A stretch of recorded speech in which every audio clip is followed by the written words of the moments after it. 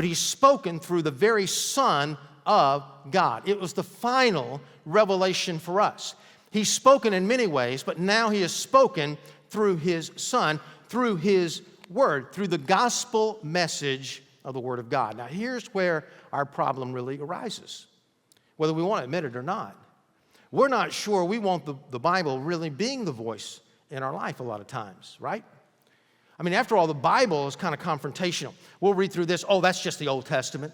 We can't read that. Oh, that was just in this culture, in 1 Corinthians. We can't pay attention to that. And here's something over here I don't like, and so I'm not going to read that. And so we pick and choose what we want, what we don't want in various areas of our life, and different people choose in different ways. And what we're saying is, I don't want God to be the defining voice in my life. I know you're not saying that, but that's really the results of it all.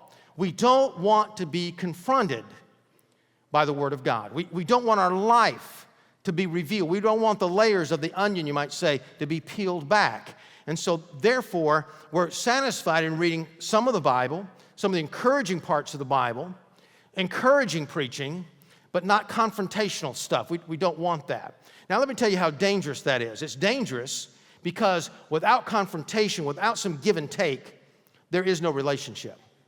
There's just nothing.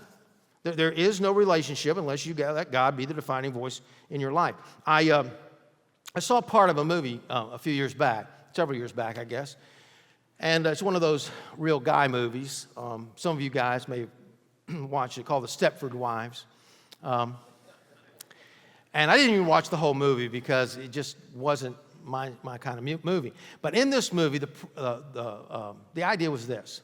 These rich guys got together with this scientist, and they decided that their wives were not compliant enough with them, okay?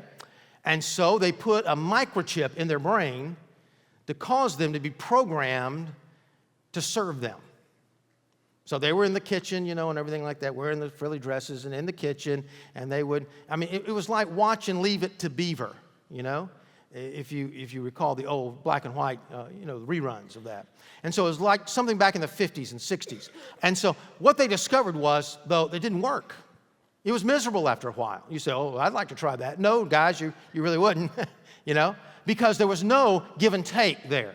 You can't have a relationship with a robot. And they found that was exactly what was happening. They were just sort of robotic in life. And anything they wanted, they just said, okay, that's good with me, and they just go with it. And the whole neighborhood was like that. Well, we want God to sort of be that way.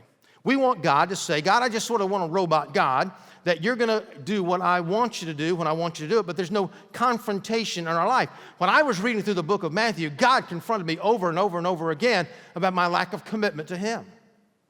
You have to allow, if God's going to speak in a defining voice into your life, we must come to the place where He says, God, I'm your servant and I am listening to you.